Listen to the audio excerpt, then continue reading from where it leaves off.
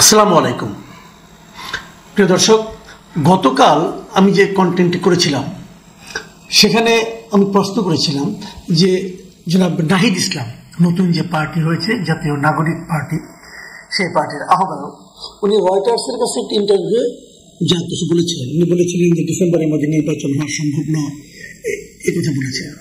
তো সেটা নিয়ে আলোচনা করতে যে ওটা নিয়ে আলোচনা করেছে, উনি ওখানে আরো অনেক কিছু বলেছিলেন, সেগুলো নিয়ে আমি খুব একটা কথা বলিনি, কারণ একটা বলতে যে অনেক সময় চলে গেল।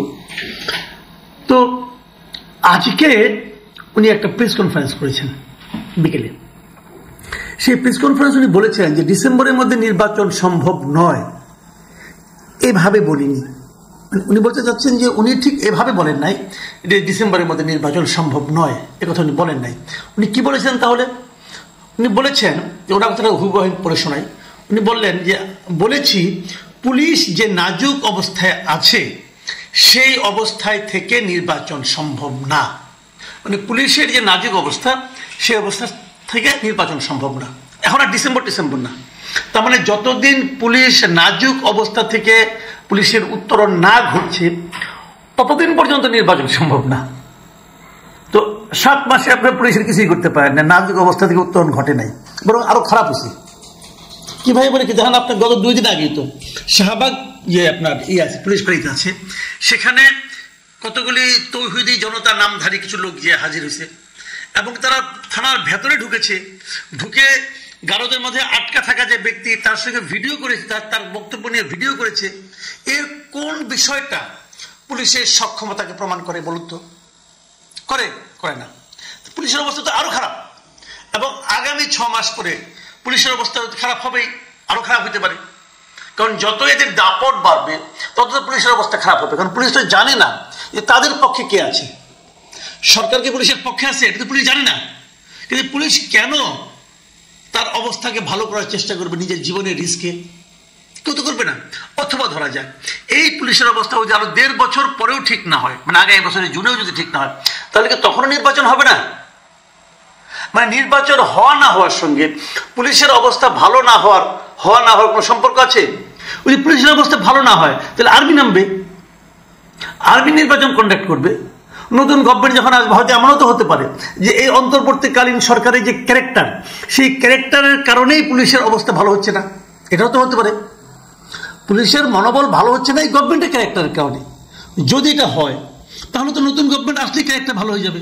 তাহলে নতুন গভর্নমেন্ট আর একটা পলিটিক্যাল গভর্নমেন্ট আনার ব্যবস্থা করতে হয় আমাদের। সেটা আমরা কিভাবে করতে পারি? যদি পুলিশ দিয়ে আপনি না করতে পারেন তা আর্মি নামান, আর্মি ইলেকশনটা কন্ডাক্ট করবে। এতে আমি কোনো সমস্যা দেখি না, বরঞ্চ সেটা আরো বেটার ইলেকশন হবে। তো আর্মি তো আমার দেশেই আছে, এটা তো বিদেশ থেকে আমদানি করতে হবে না। তো এগুলো কি আসলে মোদ্দা কথা হলো নির্বাচনকে দেরি করিয়ে দেওয়ার একটা গরিমসি ভাব। আচ্ছা ঠিক আছে, আমি এটা ধরলাম না। উনি যেটা বলেছেন সেহেতু এটা নিয়ে আমার মানে কোনো বক্তব্য নাই। আমি আরেকটা পয়েন্ট আসি যেটা কালকে আমি বলিনি, যে কথাটা কালকে আমি বলিনি। ওনার রয়টারের ইন্টারভিউ কিন্তু আরেকটা বিষয় এসেছিল। সেই বিষয়টা হলো উনি বলেছিলেন যে কিছু ধনী মানুষ আমাদেরকে অর্থ সাহায্য করছে, সেটা দিয়ে তারা করবে। এবং তারপরে আরো বলেছিল যে আমরা গণ সহযোগিতা নেব, মানুষের কাছ থেকে গণ চাঁদা যেটাকে বলা হয়, ক্রাউড ফান্ডিং যেটাকে ইংরেজিতে বলা হয়, তার মাধ্যমেও আমরা আমাদের অর্থ সংগ্রহ করার চেষ্টা করছি। এটা কিন্তু কালকে তিনি বলেছিলেন। ওইটার ব্যাপারেও উনি কি বলেছিলেন ওটা আমি আর এখন বিভিন্ন পত্রপত্রিকা যেটা পেয়েছি সেটা পড়ে শোনাচ্ছি না। উনি কি দাবি করেছেন সেটা আমি বলি। নাহিদ ইসলাম বলেন যে রয়টার্সের ইন্টারভিউতে কিছু মিসকোড হয়েছে। আমি বলেছিলাম যে আমাদের আর্থিক বিষয়ে সমাজের যে সচ্ছল মানুষ বা শুভাকাঙ্ক্ষী রয়েছেন তারা মূলত আমাদের সহযোগিতা করে। আমরা একটা ক্রাউড ফান্ডিং এর দিকে যাচ্ছি, অনলাইন এবং অফলাইন কেন্দ্রিক। এই হলো গিয়ে মূলত বক্তব্য।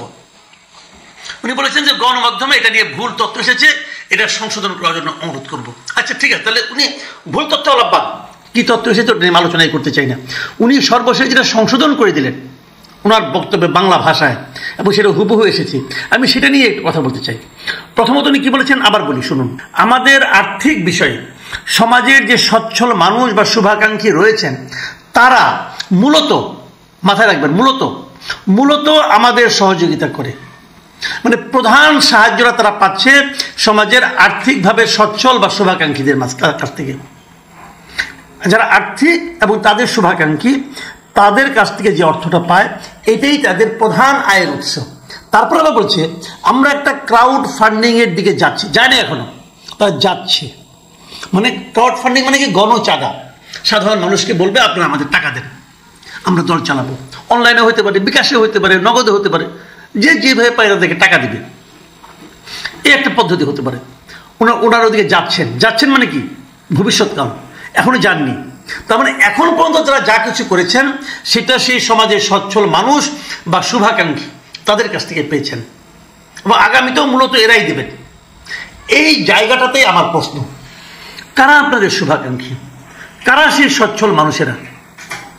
আমরা বিগত সরকারের সময় দেখেছি যে বিভিন্ন ব্যবসায়ীরা যারা নাকি আগের সরকারের কাছে সুবিধাভোগী ছিল, তারা সেই সরকারের পদলেহন করত, তারা সেই সরকারের নানা রকম কর্মকাণ্ডে সরকারকে সহায়তা করত।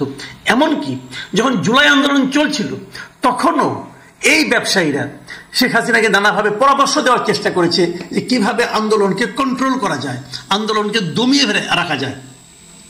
সেই পরামর্শ কিন্তু এই ব্যবসায়ীরা দিয়েছিল, তাদের বিপুল অর্থ তারা সরকারের সহযোগিতায়, সরকারের আশকারায় ব্যবসার নামে লুণ্ঠন করেছে, নানা মানুষের কাছ থেকে তারা লুণ্ঠন করেছে, ব্যাংক লুট করেছে, ব্যাংকের টাকা নিয়ে বিদেশে রপ্তানি করেছে, এই ব্যবসায়ীরাই করেছে। তার একটা তালিকাও হয়েছে, নতুন গভর্নমেন্টের একটা তালিকাও করেছে। 10 জন ব্যবসায়ী নাম আমরা দেখতে পাচ্ছি, যে 10 জন ব্যবসায়ী বেক্সিমকো আছে, বসুন্ধরা আছে, ওরিয়ন গ্রুপ আছে, সামিট গ্রুপ আছে, এরকম আরো নাবিল গ্রুপ আছে, এরকম 10টা কোম্পানি আছে তাদের নাম, যারা নাকি মানে শিরোমণি, মানে দুর্বৃত্তের পনার মাথায় শীর্ষস্থানে অবস্থান করছে এই 10টা প্রতিষ্ঠান। এখন আমি নাহিদ ইসলামকে বলবো, বুকে হাত দিয়ে বলুন, এই 10টার কারো কাছে কি আপনার কাছ থেকে আপনার জানেন টাকা নেন নাই? এই 10টার কেউ কি আপনাদের শুভাকাঙ্ক্ষী আছে? আপনি বলবেন নাই। আমি আপনার কথা বিশ্বাস করব না। কেন করব না? করবো না এই কারণে, বিভিন্ন কারণ আছে বিশ্বাস না করার, আমি ওই কারণগুলিতে যাচ্ছি না।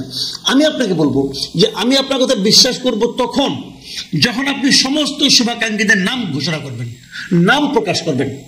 আপনি বলুন আপনাদের শুভাকাঙ্ক্ষী কারা, নাম বলতে অসুবিধাটা কি? তারা তো এই দেশেরই লোক।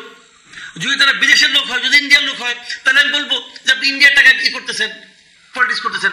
যদি পাকিস্তানের লোক হয় বলবো আপনি পাকিস্তানের টাকায় পলিটিক্স করতেছেন। যদি ট্রাম্পের লোক হয় তো বলবো ট্রাম্পের টাকায় আপনি পলিটিক্স করতেছেন। যদি বসুন্ধরা আমাদের থাকে তাহলে বলবো আপনি বসুন্ধরা টাকায় পলিটিক্স করতেছেন। বলতে পারবো না? পারবো। আমি জিনিসটা বলতে চাই, আপনি বলুন যে কারা আপনাকে টাকা দিচ্ছে, সেই শুভাকাঙ্ক্ষীদের নাম বলুন, কে কত টাকা দিচ্ছে তাও নাম বলুন। সেই টাকাটা কি ব্ল্যাক মানি নাকি হোয়াইট মানি? তাদেরকে আপনি কোনো রসিদ দিয়েছেন, রসিদ দিয়ে চাঁদা নিয়েছেন, নাকি ডান হাতে দিয়েছে বাম হাতে পকেটে ঢুকিয়েছেন, আবার সেখান থেকে দলের জন্য বের করার সময় অর্ধেক পকেটে রেখেছেন, অর্ধেক দলকে দিয়েছেন, কোনটা? এই জিনিসগুলো আমি সন্দেহ করব ভাই, আমি এই দেশের নাগরিক, আমি সন্দেহ করব।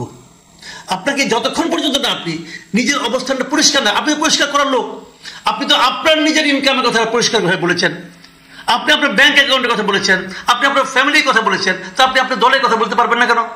বলেন। আমরা শুনতে চাই, আমরা আপনাকে ভালোবাসতে চাই, আমাদের সেই ভালোবাসার সুযোগটা করে দেন। আপনি ট্রান্সপারেন্ট হন, ট্রান্সপারেন্ট হলে এক লাফে আপনার দলের জনপ্রিয়তা অনেক দূরে এগিয়ে যাবে। আওয়ামী লীগ বিএনপি ট্রান্সপারেন্ট দল না ভাই, আমরা তাদের বিকল্প একটা দল খুঁজতেছি, আমরা সেই দলটাকে আপনাকে ভাবতে চাই, আপনি আমাদেরকে হেল্প করুন, এই সাহায্যটা আপনাকেই করতে হবে। আর যদি করতে না পারেন তাহলে তো সেই আপনি গড্ডা লিগে